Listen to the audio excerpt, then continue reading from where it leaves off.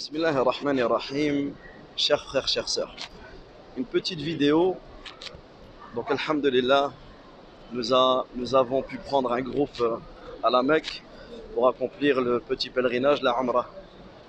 Alors, le but de cette vidéo est très simple, c'est qu'un frère m'a envoyé une vidéo.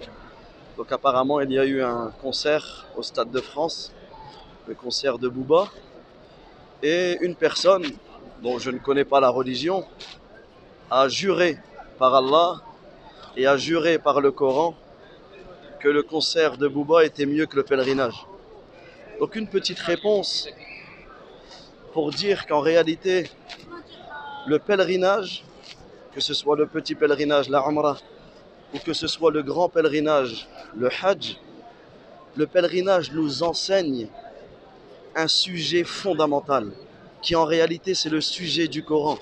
C'est le sujet le plus important de notre vie, qui veut dire le tawhid, l'unicité d'Allah. Et dans les propos de cette personne considère donc le chanteur Booba comme étant le créateur. Et on voit que dans ses propos, c'est une personne qui ne connaît pas le sujet, qui est ignorante du sujet le plus important du Coran, qui est le tawhid, l'unicité d'Allah. Donc cette vidéo a pour but de vous expliquer en quelques mots comment le pèlerinage nous renvoie vers le tawhid, vers l'unicité d'Allah. Lorsque la personne accomplit le petit pèlerinage, elle se met en état de sacralisation. Elle se met dans un état où il y a des choses qui sont à la base permises, comme le parfum, comme couvrir sa tête, comme couper ses ongles, comme mettre des habits qui épousent la forme du corps. Il y a des choses qui sont à la base permises, mais lorsque tu es dans cet état, elles ne sont plus permises. Lorsque tu es dans cet état de sacralisation, tu ne couvriras plus ta tête, tu ne te parfumeras plus, etc. durant un laps de temps. Et ça, en réalité, ça nous renvoie vers quoi? Ça nous renvoie vers le fait que le musulman, la musulmane, est soumise. Il est soumis, elle est soumise à l'ordre de son Seigneur, à l'ordre de son Créateur. Pourquoi, à ce moment-là, cette personne ne couvre pas sa tête, alors que juste avant et juste après, elle peut couvrir sa tête? Tout simplement parce que l'homme va respecter les injonctions de son Seigneur. Parce que l'homme qui est en état de sacralisation, il va obéir à l'ordre d'Allah tabaraka wa ta'ala. Également, lors du pèlerinage, nous allons tourner autour de la Kaaba. Nous allons tourner autour de la maison sacrée. Et le fait de voir tous ces musulmans vêtus de blanc pour les hommes, ces hommes et ces femmes en train de proclamer la grandeur du Créateur, ces hommes et ces femmes en train de faire les éloges du Créateur, ces hommes et ces femmes qui tournent ensemble, qui tournent dans la même direction. Il n'y a pas d'origine, il n'y a pas de différence entre eux, à part la piété. Ces hommes et ces femmes qui proclament la grandeur du Créateur, ces hommes et ces femmes qui espèrent la récompense et la miséricorde de leur Créateur, ces hommes et ces femmes qui craignent le châtiment et la punition du Créateur, ces hommes et ces femmes qui invoquent, qui demandent ce qu'ils ont besoin dans cette vie et dans l'au-delà pour à leur Créateur. Donc toutes ces choses-là nous prouvent que le pèlerinage nous renvoie vers le sujet le plus important, vers la mission pour laquelle nous avons été créés, qui est le tawhid, l'unicité d'Allah Azza wa Jal. Également, durant le pèlerinage, le musulman, la musulmane va accomplir les 7 allers-retours entre les deux monts que l'on appelle Safa et Marwa. Et durant cet acte, durant cette adoration, ils vont se mettre sur le mont de Safa, ils vont lever leurs mains, et ils vont répéter La ilaha illallah. Il n'y a aucune divinité qui mérite d'être adorée en vérité en dehors d'Allah. La sharika la, wahdahu la sharika la, l'unique sans associé. Lahul mulk, à lui la royauté. Wa lahul hamd, à lui les éloges, à lui la louange. Wa huwa ala kulli shay'in qadir. Et il est capable de toutes choses. Ils vont répéter la formule d'unicité. Ils vont répéter la parole d'unicité. Et ensuite, ils vont invoquer. Ils vont invoquer, ils vont demander à Allah Azza wa Jal ce qu'ils demandent.